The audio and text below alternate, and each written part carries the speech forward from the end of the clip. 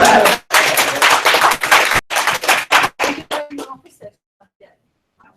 sorry, I'm so sorry.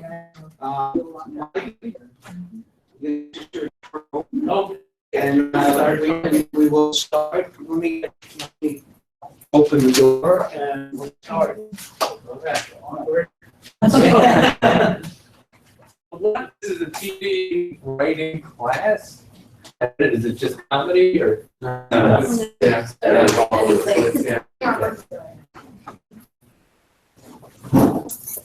All you talk up because we got people listening all over the country. All right. I'm And we have a visitor from our first cohort. This guy. Second cohort. Sorry. It's all yours. It's all like, okay, I'm going to talk for about half the class. I'm mostly rehearsing a speech I give at Harvard. And so I'll give you this speech and then kind of dumb it down for Harvard. But I'll start with the story, which is I was on a panel talking to a class, and I was on a guy named Dan Graney. And Dan is maybe the smartest writer we have at the Simpson. He's a graduate of Harvard Law School. And the only reason he tracked this law was he said there's a guy in his class who was always smarter than him. When Dan wrote a great paper, this guy wrote a better paper. When Dan made a good oral argument, this guy made a better oral argument. I said, okay, now you write for the Simpsons, you got a cool job. What's your rival doing? And he said, he was the first black president of the United States. Anyway, so that's great. He could be a lawyer, he's writing comedy. Norman, I don't know if you know, was a lawyer. He's writing comedy. That's the one thing I'm going way out of order here, but something to do. If you can be a lawyer or be a comedy writer, be a comedy writer. If you can do this job, do it, because it's better than other jobs. Because I get to give talks like this to lawyers and hedge fund guys, and maybe they make more money, maybe their jobs are more stable. Their lives suck. You do not want to be those guys. You want to do the best you can possibly avoid it. So stick with it, and if you're good at it, I really recommend this. Anyway, none of this is the story I started off to tell. I was on a panel with Dan Graney, and they introduced me, and they said, and here's Mike Reiss, a true Renaissance man. And Dan Graney starts laughing. He goes, yeah, a Renaissance man? And it's Mike writes TV, he writes movies, he's written children's books and mystery stories and plays. And Dan goes, he's just a lonely guy sitting in front of a computer. And that's right. That's like a one-sentence writing class. If you want to write TV or movies or anything, all writing is the same. And just being a lonely person sitting at the computer, and the longer you sit, the better it's going to be. This is why I don't teach. Anyway, I will go into kind of a prepared talk, but I figure I'll start this off with a little bit of fun, which is I want to start off by showing you 4 minutes of my favorite stuff. It's the smartest stuff I ever did on The Simpsons, and I don't get to show it. I lecture all over the country. I don't get to show it a lot because it's the smartest stuff, and I speak at a lot of dumb colleges. I speak at colleges in the South. Yeah. Deep South.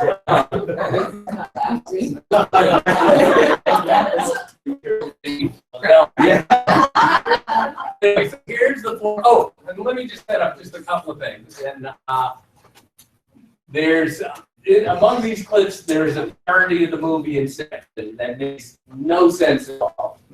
I don't mean the clip, I mean the movie Inception. And there's a clip with Stephen Hawking when he was on The Simpsons. That's really him. He typed out all his lines himself.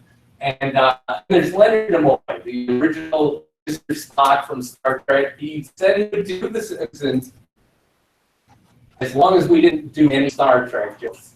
So he said, okay, wrote them apart, we recorded it, We animated it, and at the end of the clip, we beamed him out of there.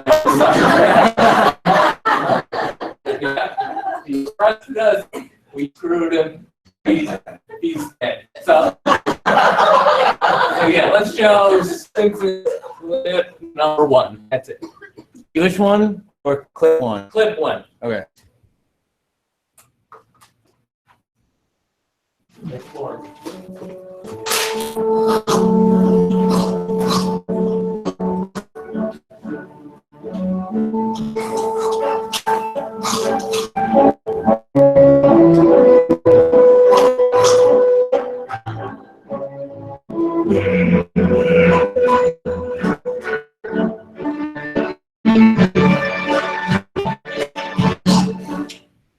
Come on, take a good look at your beloved candidates. They're nothing but hideous reptiles.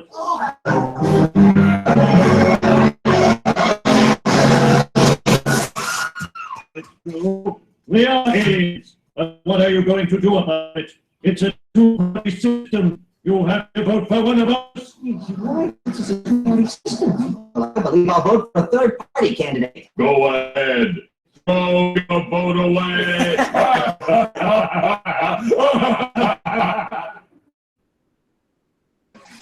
Stephen Hawking! The world's smartest man. What are you doing here? I wanted to see your utopia, but now I see it as more of a fruitopia. And sure what Mr. Hawking needs is Silence. I don't need anyone to talk for me, except this voice box. You have clearly been corrupted by power. For shame. Larry Flint is right!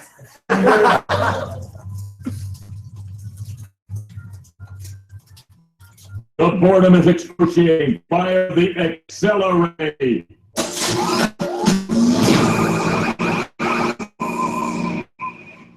This popsicle field and some sort of accelerate is the stadium and eerie below. Ooh, the thunder. It's still boring. Faster! The fabric of the universe itself makes Shadow good. Only then could the Cubs finally win.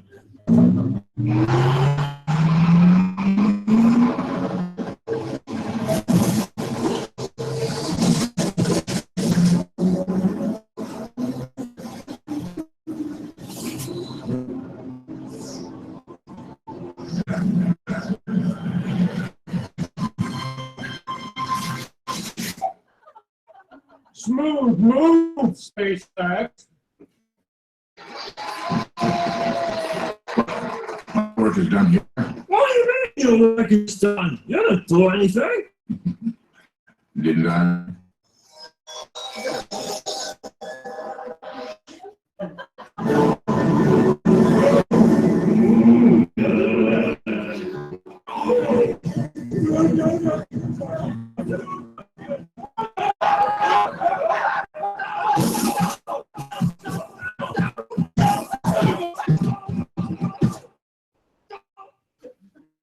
You see a light, Homer? Yes. Move into the light, my son.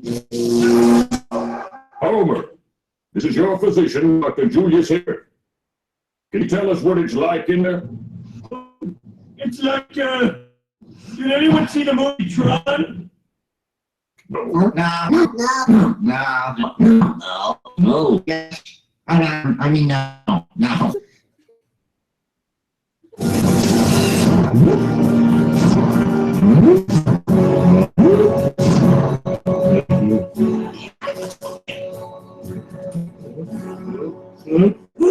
Oh, I'm dry! Come on, everybody! Feel Daddy's underpants!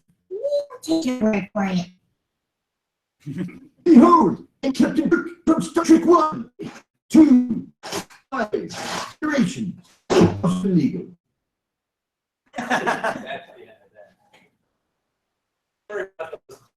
Again, I don't tell down south. It's a complicated thing. It's not math in it, but there's in clip with 3D Homer. There's an equation in the background. It says 1782 to 12 plus 1841 to the 12 equals 1922 to the 12.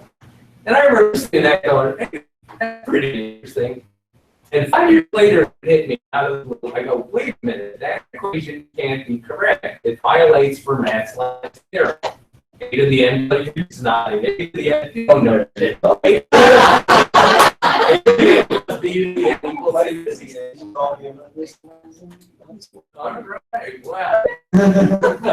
So that's it. The equation can't be correct. So I called up David Cohen, who wrote the episode. David Cohen is one credit shy of being a professor at Princeton. And I said, David, that equation in your cartoon can't be correct. And he said, I know. That's how he talks. Because I know. That's the joke. And he said, although the equation isn't correct, it is correct to the first 300 decimal places, which means it would fool a computer. That's how smart David Cohen is. He writes shows only computers get it. You don't get jokes like that on Family Guy. Anyway, so now I'm going to try this. I never tried before. I've talked to different classes. I was not much of a student, so I don't know that I was a teacher, but I want to try just talking you through my career, taking you through it, and you can sort of follow the things I did right and the things I did wrong. And it started off in college. I wrote for the College Humor magazine. I wrote the Harvard Lampoon. And I got a call from a writer for National Lampoon magazine. And National Lampoon at the time was the source of kind of satire in America. It was the Daily Show, SNL, and the Onion kind of combined. The National Lampoon called me and said, we've been reading your stuff. We'd like to hire you. And I said, read the Harvard Lampoon. And they said, we've been reading it for years. We just never saw anything good. So they hired to write for National Lampoon right out of college. And the first article I wrote was a piece called Thurgood Marshall Tells You How to Write Pornography. And this sounds like a very random piece, right? Thurgood, it was actually based on something I read in the papers. And I get a lot of ideas from the paper. And what I read was, at the time, this was the early days, the Supreme Court was judging obscenity cases, which meant they had to look at a lot of pornography. And some of the justices did a cursory glance, some of them refused to look at it at all. But Thurgood Marshall was bringing the shit home on weekends. He loved it. So I wrote this article. Thurgood Marshall tells you how to write pornography. And I remember at the time thinking, he's never going to see this article. But if he did, I'll bet he'd like it. I'll bet he'd get a kick out of it. Anyway, 10 years later, Thurgood Marshall dies. It's the top story in the New York Times. Obituary, first paragraph, Thurgood Marshall dead, first black justice of the Supreme Court. Second paragraph, he was the prosecutor in the case of Brown's Board of Education. Third paragraph, he was so offended by an article in the National Lampoon, he launched an FBI investigation into the writer. So he's fun. But luckily, Hollywood saw it too. And I got a call, I was working at National Lampoon, and I got a call from Hollywood, and they said, we've read this Thurgood Marshall piece. We'd like to bring you out here. They brought me out there. It was my first job, and my job was writing jokes for a movie some of you may have heard of. It was called Airplane 2. Airplane 2. It was a comedy so bad it actually won an award in France. It sounds like I got a lot of lucky breaks. Those were 2 big breaks, and they are lucky breaks. There's a couple of points to make about it. One is, I was at the National Lampoon. I loved the job. It was my dream come true, and I quit it. On a day's notice and went out to Hollywood when this job came along. And that's part of it. It's just you got to jump on every opportunity. You can't let anything get past you. Another example of this is the last TV show I worked on. I worked on a TV show called Homeboy in Outer Space. I was trying to help my friend created the show, and I'm helping him out on it.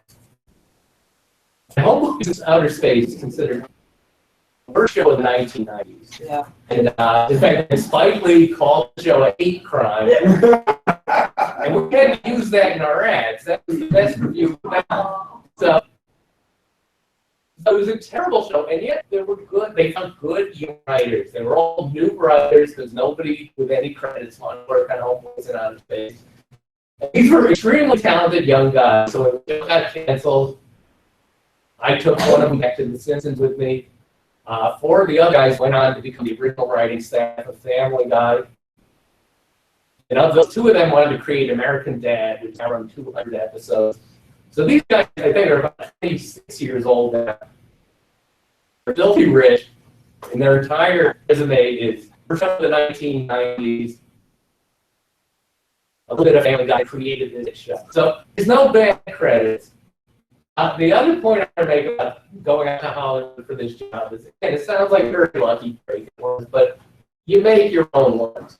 At the time I got that call from Hollywood, I had my day job at National Lampoon, but I was working on 5 other jobs, hoping something would break for me, writing some book parodies. I was sending jokes to comedians. I was trying to write for Saturday Night Live, and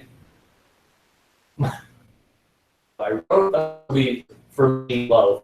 I wrote it for the rock star Meatloaf, and I was paid in Meatloaf.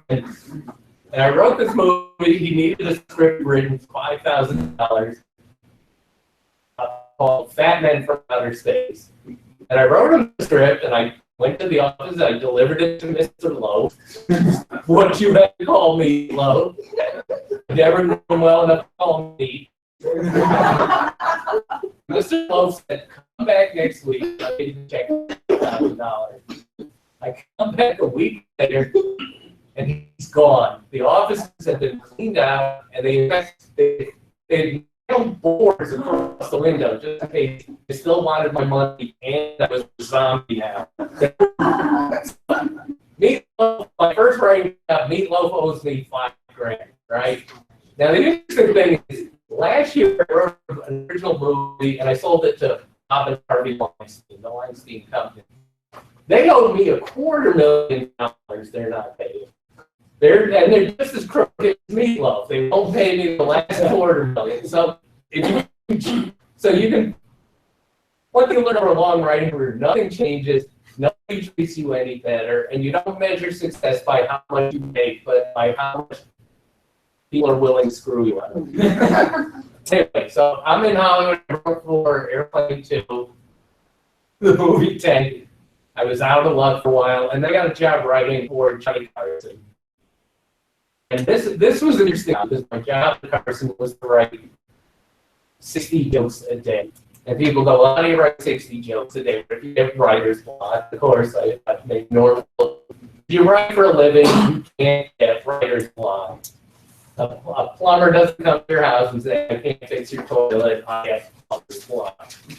And an accountant doesn't say, "I can't do your taxes, I have HR block." And nobody laughs at that.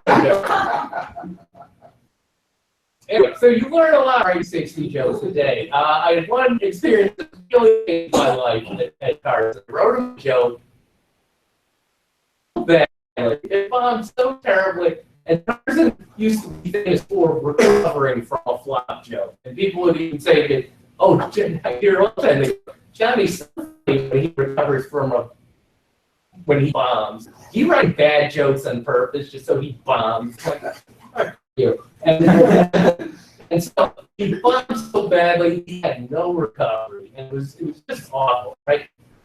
6 months later, I'm still working at the Tonight Show because he didn't know I wrote the joke, and I'm visiting the set, and I see on cue cards, through some clerical error, that same joke has come back. It's come back like a killer in a slasher movie. Oh, I thought that joke was that. I see the joke there. Carson goes on the air, doesn't recognize the joke. He delivers the joke, and it's this giant laugh. Oh, wow. Yeah, and that was when I realized there's no science to it. That was a perfect lab experiment. Same comedian, same venue, same basic audience, wildly different responses. So there's really no science to comedy. In fact, they say no matter how long you've been writing jokes for a living, 1 out of 3 jokes bombs. When we read a new script every week, 1 out of 3 scripts bombs, even after 600 episodes. And no other profession is like this. At Campbell Soup, they don't go, gee, we had a great year. Only 1 in 3 cans of mushroom soup poisoned in it. But now they're Samsung. They don't get like to do Samsung. And there were only 2 things that always got a laugh at the Tonight Show. Again, you gotta remember, it was called Joan Rivers the Bitch and the word McNuggets. So I remember a joke that said, Joan Rivers got a job with McDonald's. She's promoting their new product, nuggets. Right. It's not funny. I don't even know if it's a joke. But we went on the air and it got the longest laugh in Tonight Show history. How do I explain this? This was the age all America was on code.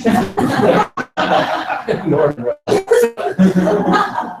Anyway, 3 days later, I got fired from the show. And I went into sitcoms. And I wrote a spec script. Is this what the class is doing, or are they writing specs? Yeah, Original. Okay. I know this is the new thing. And I've heard from some people writing specs and an original. I wish it was still specs. I gotta say, I'm talking now as I got to use run shows. And when I ran the sentence, I would read 800 specs every year. And you got to understand what you're up against. This is the stat. It was 700 of them were pretty good. And it's not like it was a bunch of 700 were pretty good. About 10 of the 800 were great. And when you call the agent and say, I want to hire that person, they said, yes, so do 10 other people. So, but, it'll go for your original script, it'll go for your next script. It's got to be great. It's got to be fantastic. I always say your first script is the only piece of good writing you ever have to do. That's what'll get you your jobs. I broke in Golden Girls. I am one. And I worked, I knew it was important, and I worked really hard. I watched every single episode of the Golden Girls.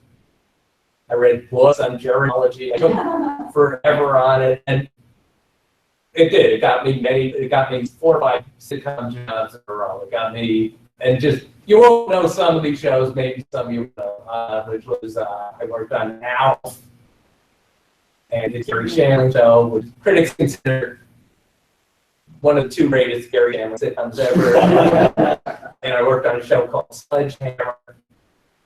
And then one summer, again, it was in the phone call. I'm working, it was on summer break, and Matt Green called. He said, we're doing the show, we're starting a new show called The Simpsons. Would you like to work on it? And I said, why are you calling me? Because I didn't know. He says, I'm calling you because everyone else in town is turning this down. And nobody wanted to work on The Simpsons. It just sounded like a loser for the job. We were doing a cartoon for a book, which had never done TV. There hadn't been cartoons in prime time for 30 years, not since the Flintstones. And it was on Fox. And Fox at the time was a brand new network, and nobody knew what was going to be there from one week to the next. I took the job on The Simpsons, and I didn't tell anyone what I was doing. I thought I'd hit rock bottom. And I remember sitting in The Simpsons writer trailer. Before the show came on, we're sitting in a trailer because Fox had so little faith in the show. They didn't even give us a room. We were in a trailer, and I said, they were going to back the trailer up to the ocean. We would be Japan. So I asked the other writers in the room, well, what do you think about this show? How long do you think it's going to last? We were doing 13 episodes. And even though we were doing 13, everyone else had the same answer. 6 weeks.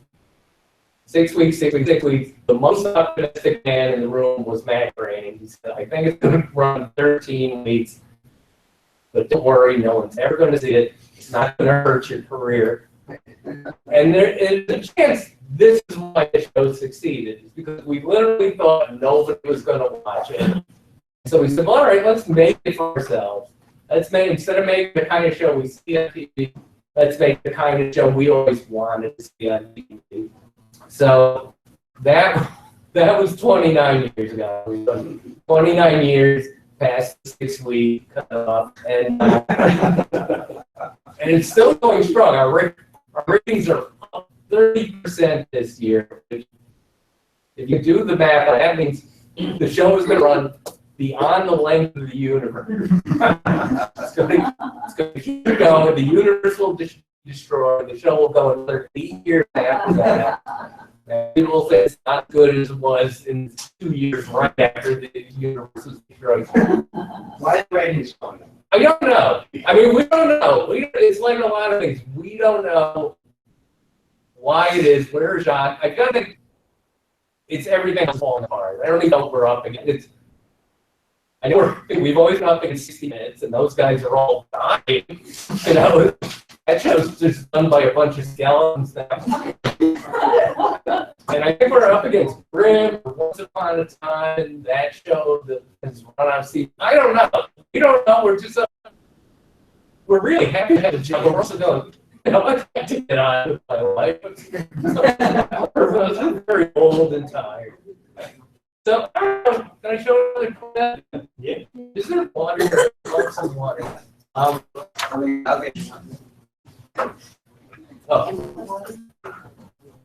This is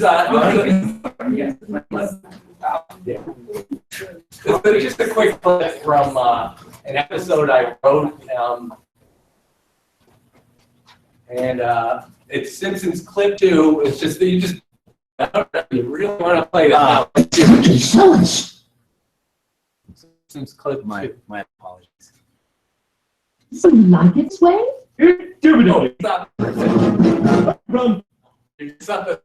So I wrote this piece, and I've been showing it to audiences. It's been in syndication for 20 years. And last week, I noticed something nobody's ever caught before, which is this thing where all the family singing, we're happy with things the way they are.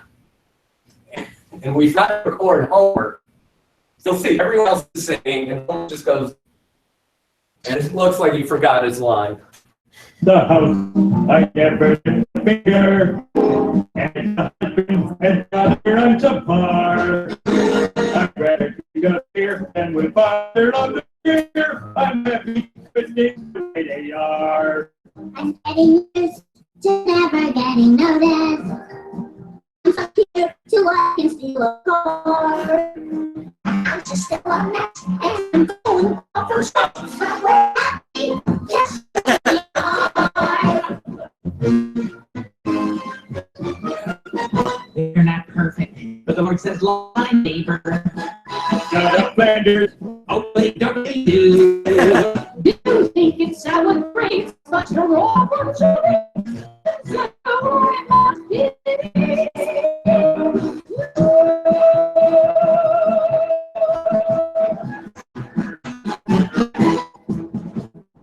Goodbye, Sherry Bobbins. Thanks for everything. Oh, Superman! You think I'll ever see her again? And here we will, honey. Here we Stop that. I killed Poppins. That's on my resume. I wrote the script. I took it to Julie Andrews. One of Mary Poppins. She was on Broadway, and I went backstage with the script. And I really think about this. And Julie Andrews, the one who played Mary Poppins, the one who played the nun in The Sound of Music, Julie Andrews told me to go fuck myself. That's on my resume too. So how do we keep it going after all this time? We have a trick. We have 23 writers on the show, and we'll do 22 episodes a year. And that means that every writer only has to have one good idea a year, and one guy doesn't have to do shit. I am that guy. And we get our ideas from the papers, we get them from on TV, and we get them from our own lives. The example of this is one of our writers a couple of years ago went to China and adopted a baby girl. And he came back, and he brings the baby, and we know, oh, she's cute, congratulations, or that's a great thing you did. We just said, oh, we got to do that on the show. And we did it. We did an episode of Simpsons. They went to China, adopted a baby. They brought the baby back and never saw it again. Anyway, the next writer went back to China and adopted another baby girl. He came into the office and we said, dude, we did that episode already. So he went back to China and returned the baby. I saw another clip from an episode that came from my real life. This is from an episode where Lisa gets a crush on her substitute teacher, and the teacher is based on the teacher I had, and we named him after my teacher. And my teacher was deformed. He had a weird twisted arm. So I told the animators, let's give the teacher some sort of deformity. And the deformity they gave him was they made him look exactly like me. Thank you. So what to do? This one? No. Same at the end. We played one. There's more. Oh. Show me that. Oh, Close sorry. eyes. Intuitively. From the house, I never. 1 minute. You're weak. Okay, great.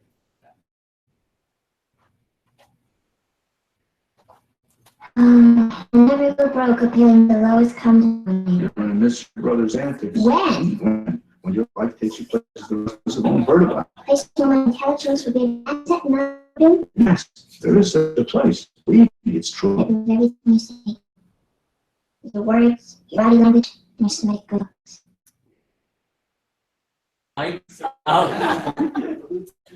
That was Dustin Hoffman, by the way, in the role of the good-looking teacher. It's Dustin Hoffman, although in the credits he's listed as Sam Addict, as in Mel Gibson is anti-Semitic. So, and that was a Dustin Hoffman.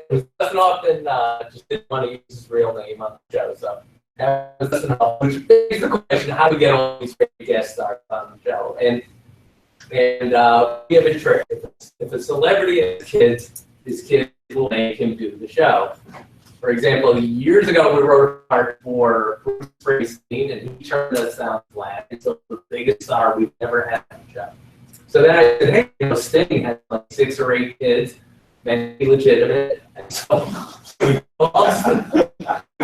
called Sting, and he flew into the studio the next day. The Rolling Stones did the show because their grandchildren didn't do it. That was kind of weird. And Michael Jackson did the show. Not because he had children, but because he had children.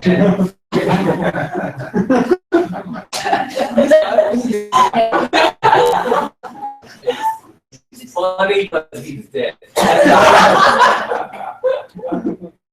The one guest star we've never had on the show is the U.S. president. We've had every president, Gerald Ford, Barack Obama, the Simpson, they all turned us down. Michelle Obama turned us down.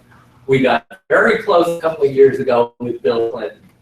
We asked Bill Clinton to be on the Simpsons. He wrote a letter on White House stationery saying, I would love to do the Simpsons, but I would never do anything that might bring disgrace to the office of the president.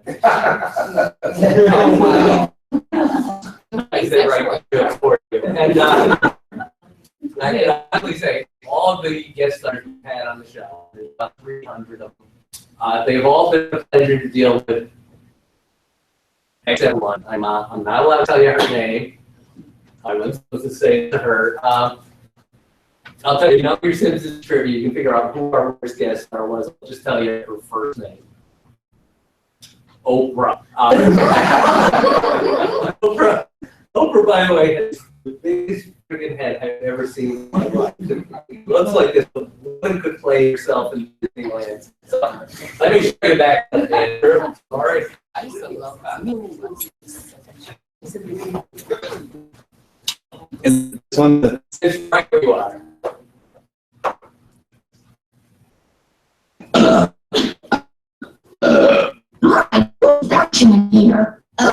Hey, bye everybody. Thanks a lot for letting me talk to you. Hi, Oprah. It's nice meeting you. Goodbye, Opie. My name is Oprah. Oprah. Oprah. Oprah. Oprah. Oh? Like opera with long O. Bro. Anyway, I'm going to tell you about it. I'll go to Q&A soon. I'm going to tell you about one other aspect of my career, one other job I just fell into sort of in the past 10 or 15 years, which is I fix animated movies. Animated movies, they generally have 1 or 2 people write the script, but it takes 4 years to make an animated movie, and they're always tinkering with them, recasting them, test marking them, which means they always need lots of writers to fix it. So I worked on, you've never seen my credit on any. I worked on 24 animated movies, including 5 Ice Age movies, 2 Despicable Me, the Minions movies. I'm kind of made the Minions. They just used to be boys. One of the Kung Fu Pandas, Rio, Rango, Robots, Coordinators, the Food, the Morax. I worked on all these. Some of it's kind of fun. Some of it's like Sudoku. I mean, they just call you up, oh, we need this here and here. And some of it's very frustrating. I worked on the movie Rio, and I just hate it. You know, this movie about the Jewish parrot and stuff. I just hated the movie, and I kept quitting. It was mostly a line I use all the time in this business. You don't have to use my jokes. You got to use somebody. But the script just never changed, never got any better. The problem with the director, very talented man. He's Brazilian. He didn't understand any jokes. So I kept quitting Rio, and they kept begging me to come back. I stayed there for the whole run of the film. And the only way they finished the movie, but I said, gee, maybe could you edit on the film? They said, oh, we got to tell you, there's 19 other writers on the picture. So I said, all right, but when we were doing Rio 2, I said, forget it. Yeah, I don't want to work on this. It was a terrible experience. And they made the whole movie Rio 2. And then a few months before they finished the movie, they called up and said, we're watching the movie, it's not funny. I never heard that anyone say this before. They said, it needs the Mike Reiss touch. It really needs that Mike Reiss touch. And I said, well, that's really flattering.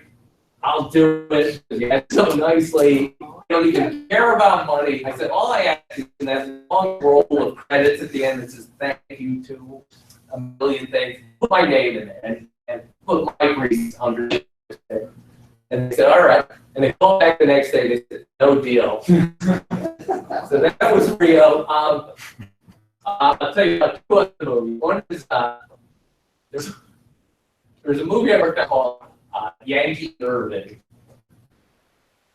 Nobody saw this movie. This movie was about talking baseball and talking bat, arguing for 90 minutes. And when I spent 6 months on this, what can they say? What can they say? Suck my knob, bite my stitches. There was nothing. The movie was terrible. The movie comes out. Nobody in America sees this movie. Nobody in Europe saw the movie. The director died before the movie came out. Even he didn't see it. And then a couple of years later, my wife and I are visiting Iran. Why are we in Iran? Because her idea of vacation is my idea of a hostage situation. So we're in Iran, and there's no town and no village we went to in Iran, and no store and no marketplace that wasn't selling DVDs of Yankee Irving. This movie was everywhere. And one day we climbed a mountain, and at the top of the mountain was a cave. And in the back of the cave was an old Sufi cleric who had a wood table, and all he was selling were copies of Iran and Yankee Irving. That movie is why the Muslims hate us. The one other movie I'll tell you about is Ice Age 3. I worked on all the Ice Age movies. I wrote the Ice Age Christmas special. If you're wondering, gee, special said 10,000 years before Christ. Well, that's a great question. I just did. I'm working on Ice Age 3. They called me, we wanted to do Ice Age 3. And I said, what's the plot? They said, Ice Age eats the dinosaurs. And I said, there's no dinosaurs in the Ice Age. They've been dead for 65 million years. And they said, nobody knows that. So I'm working on the movie again for 4 years, and every once in a while I put in a line like having Manny the Mammoth go, well, there are dinosaurs in the Ice Age. They would always cut the lines. Nobody knows that. 2 weeks before the movie comes out, they had their first test screening. And about 10 minutes into the movie, some kid yells up, "Why are dinosaurs?" Anyway, none of this wound up hurting the movie. The movie came out in America. It did pretty well. Movies don't get a lot of love in America. And overseas, they are the biggest animated films of all time. They're much bigger. They're bigger than Toy Story. They're bigger than Shrek. And Ice Age 3, at the time it came out, was the 3rd biggest film of all time. Not the biggest animated, number 3 film of all time. And I never knew why. And it was funny, because reporters would come to the Fox office and say, "Why is your movie such a hit overseas?" Oh, just take the money. And finally one day, my wife takes me on another vacation to the Ukraine. And I'm in a big public park, and there's statues of Scrat everywhere. Scrat is the big squirrel rat chases an acorn for the whole movie and everything. And I said to a Ukrainian woman, "Why do you love Scrat so much?" And she said, "He teaches children that life is hopeless." I